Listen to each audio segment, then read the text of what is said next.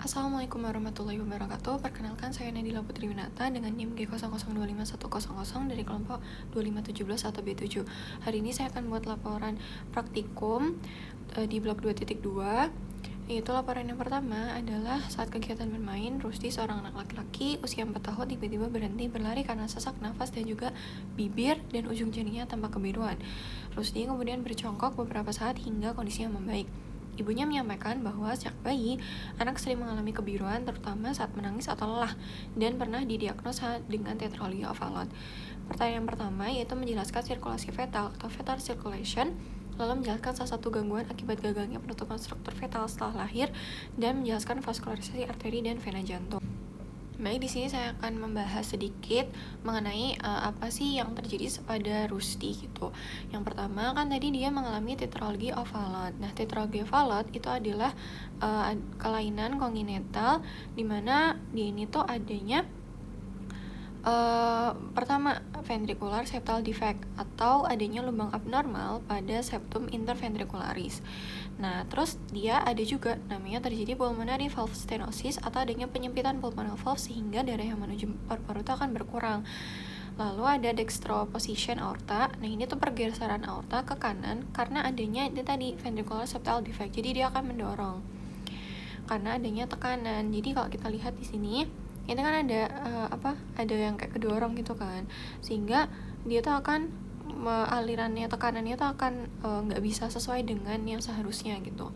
Terus ada right ventricular hypertrophy, adanya penebalan otot di ventrikel kanan, akibatnya kerja jantung kanan itu terlalu berat sehingga dapat menyebabkan gagal jantung. Nah, harusnya kan yang tebal itu di sini kan, tapi karena yang tebal di sini ya makin berat juga lah dari kerja jantungnya. Jadi yang pertama, dari fetal circulation, untuk pertanyaan yang pertama, dia akan dimulai dari plasenta. Dari plasenta lanjut ke vena umbilicalis. Nah, vena umbilicalis ini tuh kaya akan oksigen. Nah, dari vena umbilicalis akan masuk ke ductus venosus, yang nanti bercabang ke pusatnya, yaitu vena porta hepatica. Nah, vena porta hepatica nanti akan mengalirkan ke jantung melalui vena cava inferior, yang nanti masuk ke atrium dextra. Nah, dari atrium dextra itu nanti ada sebuah kayak bangunan, yaitu namanya foramen oval, kayak lubang yang akan mengalirkan ke sepertiga ke ventriculus cordis dextra, yang akan mengalirkan ke pulmonan. Jadi cuma sepertiganya aja. Nah, terus nanti dari foramen oval dia akan ke arah dari atrium sinister. Dari atrium sinister akan ke ventriculus cordis sinister, nanti masuk ke aorta. Nah, aorta ini kan dia akan ke sistemik seluruh tubuh dan kembali ke jantung melalui vena cava superior et inferior. Jadi alurnya tuh mirip balik lagi kayak yang ini. Terus nanti ke atrium dextra. Tapi di ini udah nggak melewati dari foramen oval, tapi ke ventriculus cordis dexter. Nah, sebelum masuk ke truncus pulmonalis, nanti dia akan masuk ke ductus arteriosus, yang dia tuh kaya akan karbon dioksida. Setelah dari ductus arteriosus akan ke aorta descendens, arteria iliaca communis, dan arteria umbilicalis, yang nantinya akan kembali lagi ke plasenta. Nah, ini jadi dari plasenta ini akan ke vena porta hepatica, yang nanti kan masuk ke inferior vena cava kan, masuk ke jantung seperti itu. Nah, ini alurnya, jadi dari plasenta akan kembali lagi ke plasenta. Jadi plasenta ke vena umbilical. Nah, vena umbilical ini ada ke yang ductus, ada yang ke vena ke vena porta hepatica, ada juga yang dari ductus venosus. Nah, dari ductus venosus nanti keduanya ini akan mengalirkan ke vena cava inferior, nanti ke right atrium, dan ada yang right ventricle. Kalau yang right atrium, dia nanti ke foramen oval, yang nantinya ke left atrium, ke left ventricle, dan ke aorta. Nah, sedangkan kalau dari right ventricle, ini nanti dia ada banyak cabang nih, dia dari pulmonary trunk. Kalau pulmonary berarti dia ke paru-paru, nanti lewat vena pulmonary. Terus kalau misalnya dari ini, dia juga akan ke melalui dari ductus arteriosus. Jadi dari pulmonary trunk sebelum masuk ke aorta, dia akan melewati ductus arteriosus, yang nantinya masuk ke aorta dan mengikuti dari sistema sirkulasi, yang nanti masuk ke arteri umbilical dan kembali lagi ke plasenta.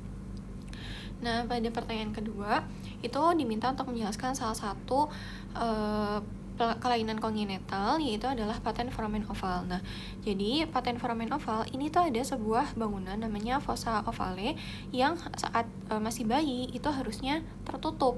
saat masih bayi itu terbuka dan setelah lahir itu akan tertutup. Nah, sehingga dia ini tuh akan nggak ada batas yang jelas dan alirannya tuh teracak atau kecampur. Nah, selain itu ada juga namanya atrial septal defect, yaitu ketidaksempurnaan dari penutupan septum interatrial, alias jantungnya itu akan bocor. Jadi ini sama kasusnya, sama secara kondisi itu akan sama-sama bocor, itu left to right shunt.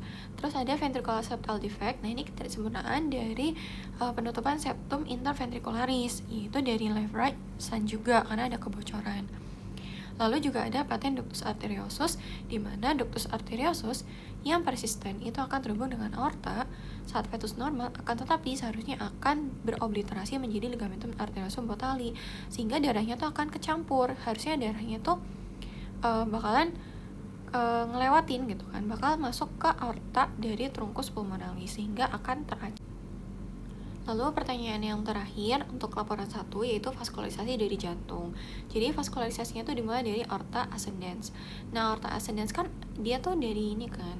Nanti dia akan bercabang nih, aorta ascendens itu bercabang menjadi arteri koronaria yang dextra. Nah, koronaria yang dextra itu akan bercabang ini menjadi ramus nodus sinoatrialis atau nodus SA, ramus nodus SA. Ini, nah ini akan bercabang, ini dia bercabang nih, ini dari koronaria dextra bercabang menjadi ramus nodus sinoatrial atau SA node. Lalu dia akan bercabang lagi ke bawah menjadi ramus marginalis dextra arteria coronaria dextra. Lalu ada ramus interventricularis posterior arteria coronaria dextra atau singkatnya adalah PDA. Nah, terus selain itu dia aorta ascendens juga bercabang menjadi arteri koronaria yang sinistra, yang dimana dia itu akan ini yang sinistra. Nah, dia bercabang menjadi ramus circumflexa, lalu ke ramus marginalis sinistra dan ramus circumflexa dari ramus circumflexa. Jadi ramus circumflexa kan bercabang menjadi ramus marginalis sinistra. Nah, ini dia bercabang nih ramus marginalis yang sinistra. Terus nanti ada juga ramus ini, yang besar ini adalah ramus interventricularis anterior atau LDA, yang dimana dia akan bercabang menjadi rami lateralis dari ramus interventricularis anterior. Nah, kalau untuk vaskularisasi pada venanya, mayoritas vasa venosa pada jantung itu bermuara di sinus coronarius menuju ke atrium dextrum, yaitu ada vena cardiaca magna, vena cardiaca parva, vena cardiaca media, dan vena cardiaca posterior. Lalu juga ada vena obliqu anterior atria sinistra, vena posterior ventriculi sinistra, sedangkan pada vena cordis minimi itu akan bermuara langsung ke atrium dextrum melalui foramina venarum cavarum. Baik, pada laporan 2, saat musim hujan, Bedi mengeluhkan hidung tersumbat yang berlangsung selama beberapa hari, disertai nyeri pada daerah pipi yang memberat saat menunduk. Ia juga merasakan lendir kental mengalir ke tenggorokan. Pada pemeriksaan, dokter mencurigai adanya peradangan pada sinus maxillaris yang berkaitan dengan gangguan drenase di meatus nasi medius. Pertanyaan pertama, menjelaskan sinus-sinus paranasal yang terdapat pada hidung beserta dengan fungsinya. Dan yang kedua, menyebutkan pembagian meatus nasi dan lubang muara drenase masing-masing sinus, dan menjelaskan mengapa sinus maxillaris lebih sering mengalami sinusitis dibandingkan sinus lainnya. Baik, pada kasus itu kan kemungkinan terkena namanya sinusitis. Nah, sinusitis sendiri itu kalau kita bandingkan dengan pada orang yang normal, maka di sini adanya sinusitis kan artinya peradangan pada dinding sinus. Nah, di sini kita lihat kalau misalnya ada nih pembesaran kan yang nantinya menyumbat dari saluran. Makanya kenapa kerasa berat gitu. Terus di sini tuh juga ada lendir yang berlebihan di dalam sinus. Nah, kita bisa lihat kalau di sini adalah di sinus maxillaris dan ada peradangan pada dinding sinusnya, yaitu ini contohnya di dinding frontalis. Nah, yang pertanyaan pertama adalah apa saja sinus-sinus di paranasalis. Yang pertama ada sinus maxillaris. Nah, ini di pipi. Lalu atau antrum higmori. Lalu ada sinus frontalis. Ini sinus frontalis, dan ada sinus ethmoidalis atau cellulae ethmoidalis anterior et posterior. Ethmoidal yang ini, dan ada yang sphenoidalis, sinus sphenoidalis yang di samping.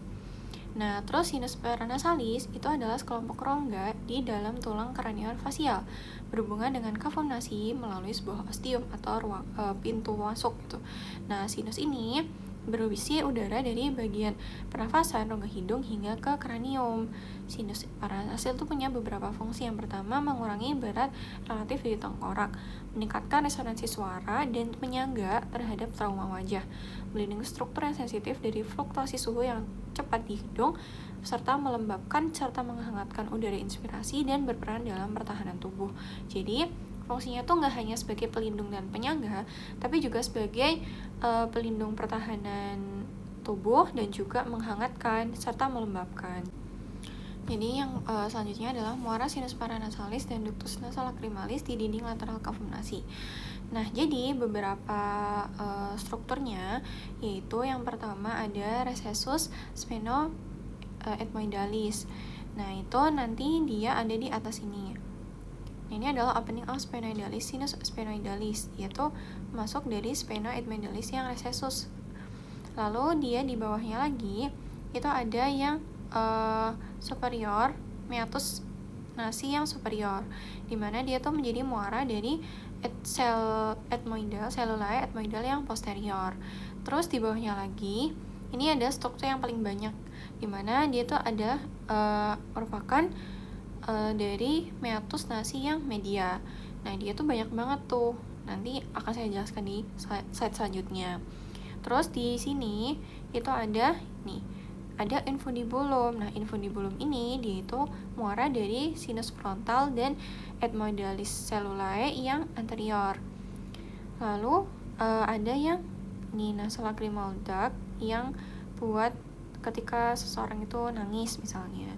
Nah, ini ada yang semilunar hiatus, yaitu semilunar yang nanti menjadi muara dari sinus maxillaris. Nah, ini jadi recessus sphenoethmoidale ini merupakan akan menjadi muara dari sinus sphenoidal, dan itu adalah bagian paling superior dan posterior. Terus yang kedua ada meatus nasi yang superior. Ini tuh akan menjadi muara dari cellulae ethmoidal yang posterior untuk sel dari ethmoid yang belakang. Terus, nah ini nih yang paling kompleks, dimana ada meatus nasi media. Ini tuh yang rawan terjadi sumbatan. Yang pertama ada bulla ethmoidalis menjadi muara dari cellulae ethmoidal yang media. Terus ada hiatus semilunar menjadi muara dari sinus maxillaris yang paling utama. Dan ada infundibulum ethmoidal menjadi muara dari sinus frontalis dan cellulae ethmoidal yang anterior. Serta ada proses uncinatus menjadi batas inferior hiatus semilunaris. Dan yang terakhir ada meatus nasi inferior, merupakan bagian dari ductus nasolacrimalis untuk menjadi nantinya bagian dari saluran air mata, yaitu dari saccus lacrimalis. Nah, lalu kenapa sih sinus maxillaris itu salah satu bagian sinus yang rawan terjadi sinusitis? Nah, yang pertama karena letak dari ostiumnya, saluran drainasenya kan berada di paling atas nih, sehingga lendirnya tuh harus melawan dari gravitasi untuk keluar, maka akan sangat sulit nih. Jadi dia akan sulit nih untuk keluar kan. Terus infeksi dari gigi, kan dia tuh dekat nih sama gigi geraham atas, sehingga masalah gigi itu dapat memicu sinusitis odontogenik karena ya deket banget dengan bagian yang luar gitu loh, sehingga rawan kalau misalnya yang luar ini tuh bermasalah, maka dia juga ikut kena. Terus ukuran dari rongganya, nah kalau kita lihat dari gambaran sinus, maka sinus maxillaris ini yang paling besar, sehingga berpotensi terjadinya penumpukan lendir dan bakteri akan lebih banyak untuk berkembang. Terus secara letak anatomis, letaknya itu paling depan dan dekat dengan rongga hidung, sehingga lebih cepat untuk terpapar virus ataupun alergen. Sehingga untuk kesimpulannya, pada laporan yang pertama, mengapa anak tersebut mengalami sesak nafas karena adanya kelainan kongenital, sehingga suplai oksigen dari jantung sampai bisa ke paru-paru dan untuk mencukupi kebutuhan metabolisme itu akan sangat sulit, sehingga anak itu cenderung mengalami sesak nafas. Dan pada laporan kedua, orang ini tuh kemungkinan besar mengalami sinusitis karena adanya lendir yang terasa. Dan mengapa sinus yang maksilaris itu rawan? Karena memang secara posisi dan letak anatomisnya yang paling mudah untuk terkena dengan virus dan alergen, dan cakupannya untuk menghasilkan lendir itu juga lebih besar secara ukuran. Sekian laporan praktikum pada blok 2.2. Mohon maaf jika masih banyak salah. Terima kasih. Wassalamualaikum warahmatullahi wabarakatuh.